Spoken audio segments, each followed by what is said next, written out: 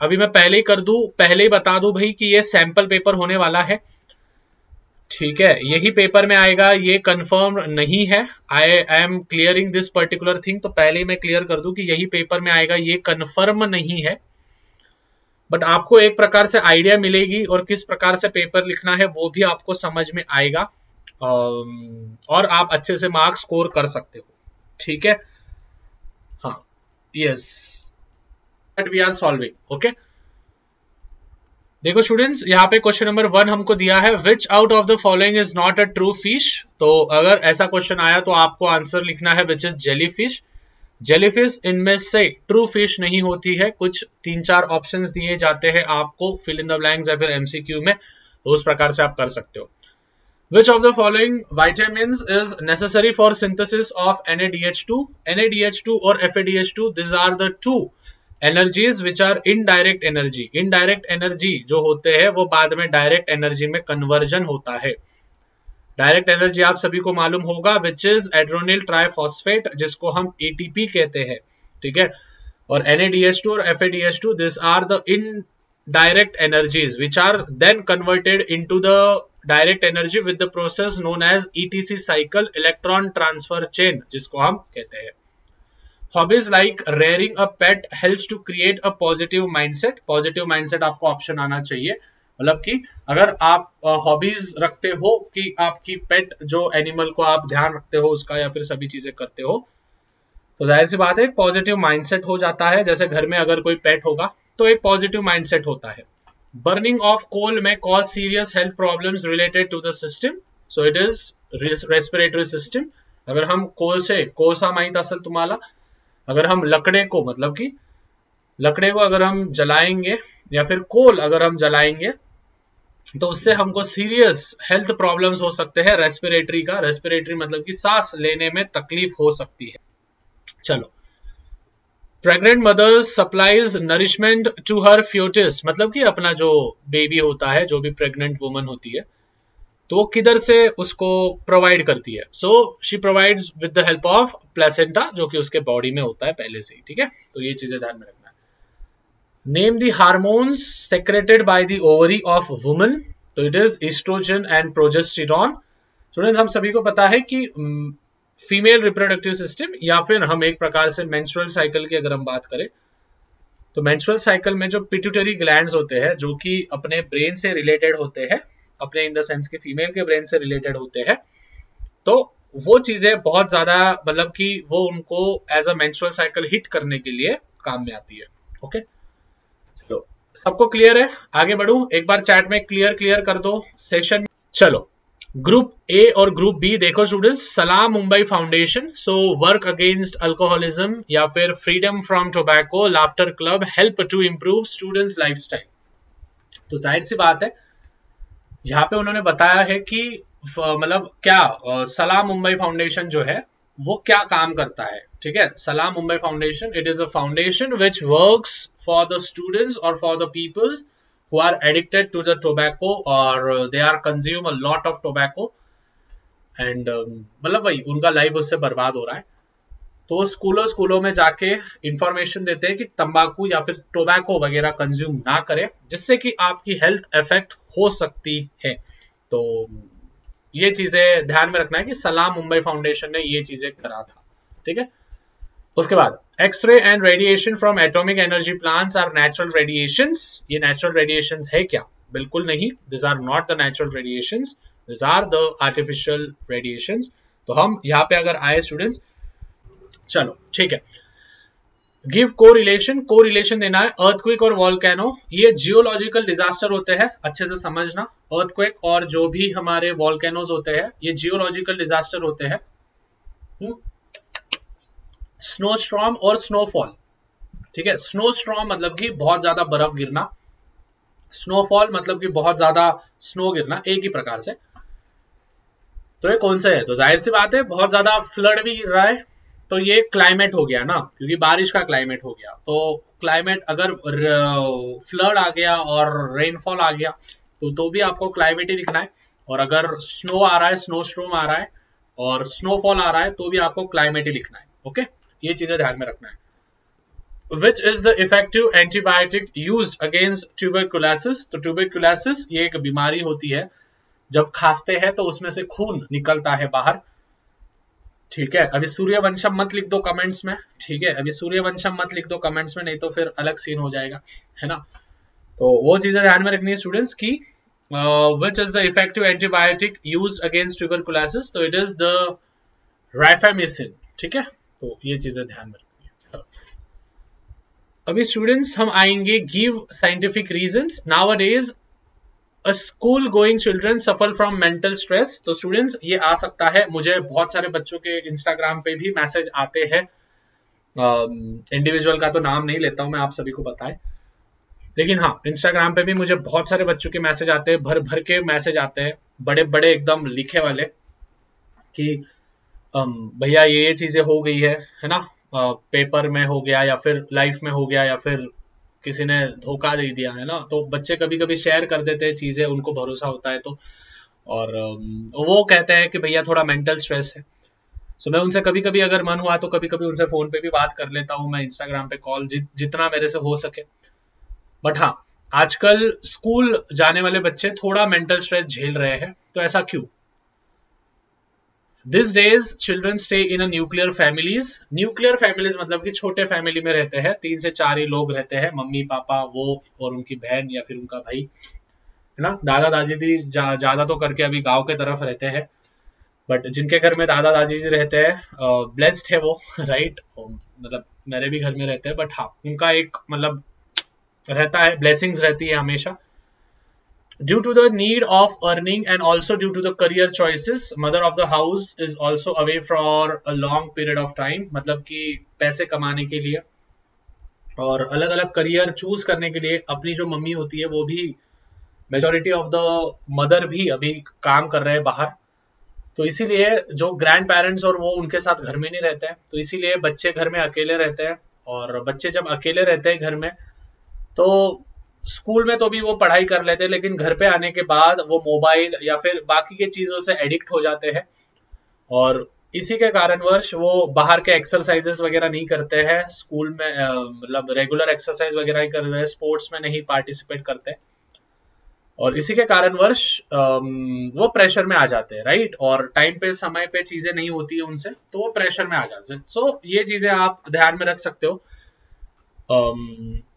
The word kind of peer pressure. Peer pressure मतलब कि students आपके उम्र के, मेरे उम्र के नौजवानों, दिल ना लगाना ए दीवानो, ठीक है। तो जो भी peer pressure in the sense कि जो भी आपके उम्र के, जो हम उम्र के जो होते हैं, उनके साथ कभी कभी आप कंपेयर कर लेते हो खुद को, और कंपैरिजन के कारणवश भी आप इससे जूझ सकते हो मेंटल स्ट्रेस से, जो कि एक नॉर्मल सा सिचुएशन होता है, हर एक इंसान मेंटल स्ट्रेस से जाता है, तो it is a normal. Now, peripatus is said to be connecting link between Annelida and Arthropoda। Students, ये बहुत बार पेपर में पूछा गया है कनेक्टिंग लिंक्स पे क्वेश्चन, पेरिपेटस और एनेलिडा और आर्थ्रोपोडा पे, ठीक है। पेरिपेटस जो एक ऑर्गेनिज्म है, तो पेरिपेटस शोज सेगमेंटेड बॉडी, एक सेगमेंटेड बॉडी वो बताता है, उसके ऊपर एक थिन क्यूटिकल होता है, पैरापोडा होता है, ऑर्गन होते हैं। This characters are typical of annelids, मतलब कि एनालिडा के टाइप होते हैं। अभी एनालिड मतलब कि क्या, जिनका ट्रैचुअल रेस्पिरेशन होता है, ठीक है। ट्रैचुअल रेस्पिरेशन मतलब कि ओपन सर्कुलेटरी सिस्टम होता है उनका, एक प्रकार से अपना अंदर के अंदर रेस्पिरेशन होता है उस प्रकार से, ठीक है। अपने 2 प्रकार के रेस्पिरेशन होते हैं, एक सेलुलर रेस्पिरेशन और जो अपना सांस का होता है वो अलग रेस्पिरेशन। तो ये जो होते हैं ये आर्थ्रोपोडा में होता है, तो इसी के कारणवश इन दोनों के बीच में कनेक्टिंग लिंक होती है। स्टूडेंट्स ध्यान में रखना कि आपको लगभग 4 पॉइंट्स आपको लिखने नेसेसरी है। इसकी पीडीएफ फाइल में लिंक डिस्क्रिप्शन में दी है टेलीग्राम की, इफ यू वांट तो आप वहां से टेलीग्राम की लिंक आप ज्वाइन कर लेना, डिस्क्रिप्शन में है, एक बार चेक कर लेना, वहां पे आपको मिल जाएगी, ठीक है। जितने भी बच्चे नए आए हैं फटाफट से लाइक और सब्सक्राइब कर देना है। Management makes us well prepared, ठीक है। जो होते हैं वो हमको एकदम वेल प्रिपेयर्ड हमको करते हैं, वो चीजें यहाँ पे बताई है, तो वही आपको बताना है। Disaster can strike any time. Disaster कभी भी आपको स्ट्राइक कर सकता है, कभी भी आपको धोखा दे सकता है, डिजास्टर कभी भी आपको मार गिरा सकता है। तो the sudden disaster can be man made, कुछ कुछ डिजास्टर जो होते हैं वो मैन मेड होते हैं, कुछ बैड इंटेंशंस के साथ, और मे बी एक्सीडेंटल, मतलब कि जैसे बॉम्ब फोड़ना, राइट, जैसे बॉम्ब फोड़ना, गोली गोली चलाना, राइट, जो टेररिस्ट होते हैं वो ये चीजें करते हैं। When natural calamity strikes, it is a very sudden and a huge impact. लेकिन जब कभी कभी नेचुरल कैलेमिटीज होते हैं, जैसे हमने देखा था कि केदारनाथ वगैरह में हुआ था, राइट, अभी अभी सीरिया के साइड में भी हुआ था, जिसमें 21,000 22,000 से ज्यादा लोग मारे गए थे, जो कि एक ट्रिमेंडस नंबर होता है स्टूडेंट्स, ठीक है, एक बहुत बड़ा नंबर होता है। 20,000 22,000 लोग, मतलब एक बहुत बड़ा नंबर होता है। तो ऐसे टाइम पे हम खुद को कैसे बचा सकते हैं, डिजास्टर मैनेजमेंट ये हमको सिखाता है। तो large scale devastation of property and general environment degradation occurs along the substantial mortality of the people and animal, मतलब कि अगर बहुत ज्यादा प्रमाण में ये चीजें हुई तो मॉर्टेलिटी वगैरह, मॉर्टेलिटी इन द सेंस कि मरने का प्रमाण पीपल का और एनिमल का बढ़ जाता है। तो इसीलिए हमको प्रिपेयर्ड रहना बहुत नेसेसरी होगा इन ऑर्डर, क्या बोलेंगे हम, इन ऑर्डर टू, मतलब हमको बस स्टेबल रहना पड़ेगा और हमको सीखना पड़ेगा कि डिजास्टर से कैसे रहना है। तो वो चीजें आप लिख सकते हो। स्टूडेंट्स, एक्टिविटी वाइज क्वेश्चन आ गया है। Identify the living organism and right 3 types of reproduction, तीनों प्रकार के रिप्रोडक्शन हमको लिखने हैं। सबसे पहले तो स्टूडेंट्स फ्रेगमेंटेशन है, आप सभी को पता होगा, बडिंग होगा हाइड्रा में, ठीक है, दिस इज द बडिंग, ठीक है, हाइड्रा में बडिंग हो रहा है और यहाँ पे फ्रेगमेंटेशन हो रहा है। फ्रेगमेंटेशन मतलब कि स्टूडेंट्स ये जो ऐसे होते हैं, राइट, इनका जो होता है डिवीजन होने लगता है, ठीक है, इनका क्या होने लगता है, इनका 2 हिस्सों में ऐसे डिवीजन होता है, ठीक है, तो इनको हम कहते हैं fragmentation. Okay, this is the fragmentation, that is they are divided into the 2 parts. Okay, सबको क्लियर है इधर तक? ये बोल दूं, ठीक है, this are the sample papers. Yes, आपके कुछ डाउट होंगे तो आप वो भी पूछ सकते हो फटाफट से चैट्स में। तो देखो स्टूडेंट्स, यहाँ पे सोर्सेज दिए हमको, कुछ सोर्सेज हमको यहाँ पे दिए हैं, अच्छे से देखना। What are the sources? Which is sugar, molasses and salt, microbe, कौन सा माइक्रोब यहाँ पे इस्तेमाल किया जाता है। देखो स्टूडेंट्स, ये भी एक प्रकार से एक्टिविटी वाइज क्वेश्चन है, right, this are also an activity wise question. देखते हैं, देखो स्टूडेंट्स, यहाँ पे शुगर, मोलासेस एंड सॉल्ट, तो एस्परगिलस नाइगर है, राइट, और साइट्रिक एसिड, याद रखना अमाइनो एसिड कौन सा इस्तेमाल किया जाता है उसमें, साइट्रिक एसिड उसमें इस्तेमाल किया जाता है।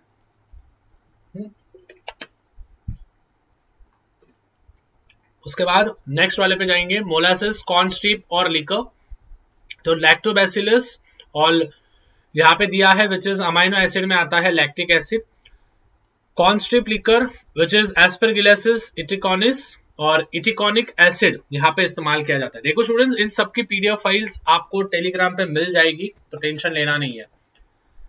Draw flow chart showing energy transformation in thermal power plant, तो थर्मल पावर प्लांट में कौन सी एनर्जी ट्रांसफर होती है। देखो स्टूडेंट्स, थर्मल पावर प्लांट में सिंपल सा होता है, एक होता है केमिकल,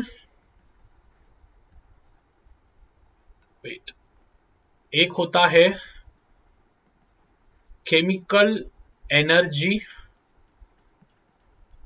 इन कोल, ठीक है, एक होता है केमिकल एनर्जी इन कोल, फिर केमिकल एनर्जी इन कोल का हम थर्मल एनर्जी में कन्वर्जन करते हैं, थर्मल एनर्जी का हम काइनेटिक एनर्जी में ट्रांसफर कर देते हैं। काइनेटिक एनर्जी मतलब कि ऐसी एनर्जी होती है जो कि इन अ मोशन में होता है, ठीक है, काइनेटिक एनर्जी। फिर उसके बाद kinetic energy in turbine, turbine में होती है स्टूडेंट्स काइनेटिक एनर्जी, टरबाइन तो आप सभी को मालूम होगा ऐसा घूमता है। तो स्टूडेंट्स इसमें से ना, मतलब इन चैप्टरों में से यही चीजें आती है, ठीक है ना, इन चैप्टरों में से यही चीजें आती है। तो यहाँ पे आएगा हमारा इलेक्ट्रिकल एनर्जी, तो ये चीजें ध्यान में रखना है, विच इज यहाँ पे क्या आएगा, केमिकल एनर्जी इन कोल आएगा सबसे पहली चीज, ठीक है, केमिकल एनर्जी इन कोल, फिर उसके बाद आएगा थर्मल एनर्जी, फिर उसके बाद आएगा काइनेटिक एनर्जी, फिर उसके बाद आएगा काइनेटिक एनर्जी इन टरबाइन, और फिर आएगा इलेक्ट्रिकल एनर्जी। ओके, तो इस प्रकार से स्टूडेंट्स ये है फर्स्ट, ये है सेकेंड, ये है थर्ड, ये है फोर्थ और ये है फिफ्थ। इस प्रकार से पूरे के पूरे फ्लो चार्ट होगा थर्मल पावर प्लांट का। ठीक है, this is and example of thermal power plant. Great. Now moving on to the next, what is the forest fire. ठीक है, फॉरेस्ट फायर क्या है, what is the effect on the environment. Forest fire क्या होता है? Forest fire मतलब कि एक झाड़ को आग लग गई तो सभी झाड़ को आग लग जाते हैं, उसको कहते हैं हम स्टूडेंट्स फॉरेस्ट फायर। ठीक है, इट इज लार्जली स्प्रेड। ठीक है, ये अगर एक बार स्प्रेड होने लगा तो फटाफट फटाफट पूरे के पूरे इसके चपेट में आ जाते हैं, राइट, पूरे के पूरे इसके चपेट में आ जाते हैं, वो चीजें ध्यान में रखना है। और ये बहुत ज्यादा टेम्परेचर पे पहुंच जाता है। इससे क्या होता है स्टूडेंट्स, हमारी जो बायोडाइवर्सिटी होती है वो बहुत ज्यादा इफेक्ट हो जाती है, and vegetation becomes dead as the plants turn into ash. The atmosphere is full of smoke and hence causes air pollution. ठीक है, कॉज करते हैं एयर पोल्यूशन वगैरह। What will you do in the following case? अगर आपका जो younger brother है, younger मतलब कि छोटा, उसने स्मोकिंग चालू कर दी है। ठीक है, अपने इंडिया में क्या होता है, पहले तो उसको कान के नीचे बजाएंगे एक है ना। तो सबसे पहले smoking is injurious to health, it can cause cancer. उसको हम बोलेंगे कि भाई लाला तेरे को कैंसर विंसर हो जाएगा, सिगरेट विगरेट पी मत, ठीक है, स्मोकिंग बीपिंग कर मत, ऐसे चीजें बताएंगे। This fact will be told to my friends younger brother, मतलब कि उसके फ्रेंड के यंगर ब्रदर को, और सिमिलरली उसके पेरेंट्स को भी हम कन्वे करेंगे कि भाई तुम्हारा जो बेटा है, तुम्हारा जो लाडला है, वो स्मोकिंग करना शुरू कर दिया है। अक्सर होता क्या है, हम ये चीजें बताते नहीं है, और उन बच्चों की आदत जो होती है वो कब, मतलब उन बच्चों का जो एक एक दिन का जो लेना होता है वो कब आदत में बदल जाता है और छूटती नहीं है फिर। तो वही चीज होती है, मतलब स्मोकिंग वगैरह नहीं करना चाहिए, यह मैसेज कन्वे करेंगे उसको। उसके बाद your younger brother plays a cellphone while eating, मतलब कि खाना खाते खाते मोबाइल पे गेम खेल रहा है। ठीक है, तो यंगर ब्रदर क्या बोलना, भैया हम ही करते ये चीजें, है ना। तो जितने भी बच्चे भाई खाना खाते खाते ये चीजें करते हैं, तो उनसे तो एक ही निवेदन करूंगा कि भाई अपने खाने पे ध्यान दो, प्रॉपर न्यूट्रिशन। देखो थोड़ा सा टीवी वगैरह देखते देखते खा लिए तो ठीक है, उसमें कोई दिक्कत नहीं, लेकिन खेल रहे हो आप, एक हाथ से खेल रहे हो, एक हाथ से खा रहे हो, नाक को खिला रहे हो, कान को खिला रहे हो, आंखों को खिला रहे हो, तो फिर गलत चीजें हो जाएगी। ओके, रुक रहे भाई, अभी कहाँ पे शुरू, अभी तो शुरू किए हमने। ओके, चलो moving on to the next. अच्छा लो, बहुत सारे एक्टिविटी वाइज क्वेश्चन है यार। देखो स्टेम सेल्स के बारे में लिखना है। चलो सबसे पहले तो भाई observe the diagram and answer the following question पे जाएंगे हम। ठीक है, सबसे पहले तो observe the following, observe the diagram and answer the following question. Which evidences of evolution is shown in the picture. बोलो कौन सा एविडेंस है, कौन सा एविडेंस है, फटाफट चैट में लिखो। Okay, what can be proven with this evidence. क्या हम प्रूव कर सकते। देखो students, observe the diagram and answer the following, कौन सा एविडेंस है ये। तो जाहिर सी बात है स्टूडेंट्स, ये अलग अलग फिश, सैलेमेंडर, टॉर्टॉइज, ह्यूमन वगैरह वगैरह सबके है ये। तो इन सबके अगर आपने फर्स्ट स्टेज देखा स्टूडेंट्स, सबका अगर आपने फर्स्ट स्टेज देखा तो सबका फर्स्ट स्टेज एक दूसरे से बहुत ज्यादा रिलेट करता है। दैट मीन्स कि हमको ये समझ में आता है कि हम सबके हम सबके जो पूर्वज थे वो एक ही थे, मतलब कि हम सभी जन एक ही पर्टिकुलर सेल से बने हैं, ऐसा कहीं ना कहीं प्रूव होता है। ठीक है, तो ये चीजें ध्यान में रखनी कि embryological evidences of evolution are shown in the picture. तो ये बताया है what can be proven with this evidence. So the similarities in the initial embryonic stages are different. Vertebrate shows that there is no common origin of all, मतलब कि common origin नहीं है, but students हम इसको देखने के बाद हमको समझ में आता है कि हाँ भाई everyone is common in this particular thing. Next students, with the help of the diagram, with the help of the chart, explain how father is responsible for gender of child. जाहिर सी बात है यार स्टूडेंट्स, फादर ही responsible होता है, मतलब बेटा होगा या बेटी होगा, ठीक है, अक्सर लोग औरत को दोषी ठहराते हैं बहुत सारे जगहों पे, विच इज मार भी दिया जाता है। ठीक है, अगर आप न्यूज वगैरह देखते होंगे आपको मालूम होगा। फादर मदर क्यों लिखा मैंने, फादर यानी कि मेल। ठीक है, अगर हम मेल के नाम से देखें तो मेल ही हमेशा रिस्पॉन्सिबल होता है, और यहाँ पे अगर हमने लिखा फीमेल, मेल के अंदर स्टूडेंट्स हम सभी को पता है कि क्रोमोसोम्स कितने होते हैं, 44 प्लस XY होता है।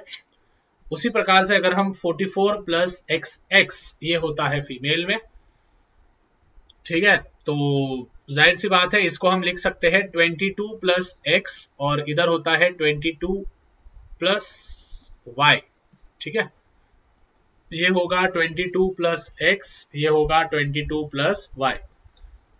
तो स्टूडेंट्स अगर इधर से एक X आया और इधर से एक X आया तो ये हो जाएगी गर्ल। इधर से एक Y आया और इधर से एक X आया, X इधर, दो X है, इधर से एक X आया तो ये हो जाएगा XY विच इज बॉय। तो स्टूडेंट्स रिस्पॉन्सिबल कौन है, ये Y की वजह से गेम बदला ना सब। ठीक है, ये Y की वजह से गेम बदला, तो इसीलिए स्टूडेंट्स हमारा जो रिस्पॉन्सिबल होगा that will be the male and not the female, ये तो आपको मालूम ही है। तो इस प्रकार से हम लिख सकते हैं।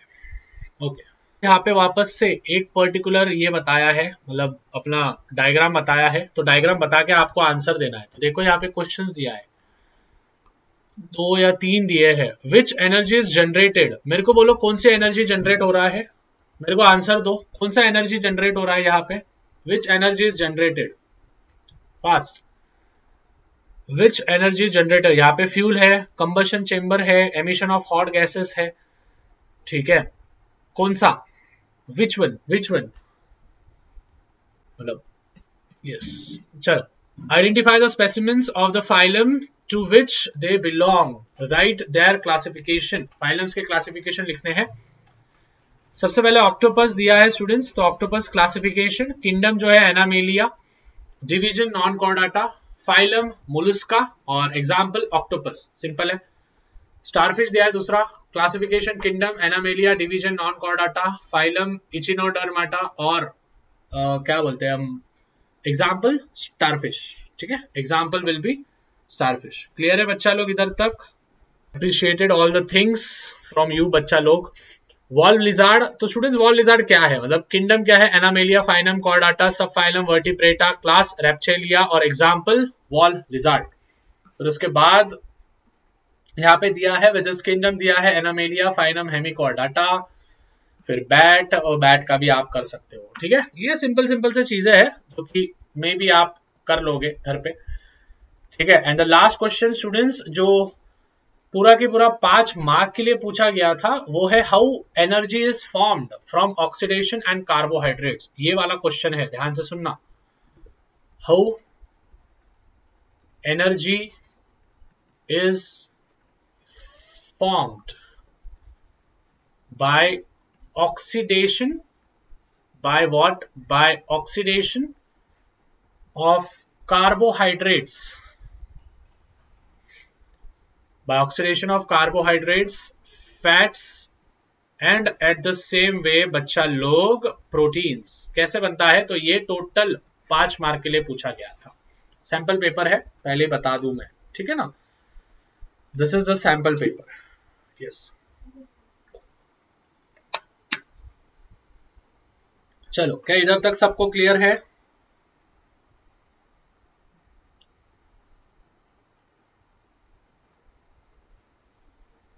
यस, क्या सबको क्लियर है?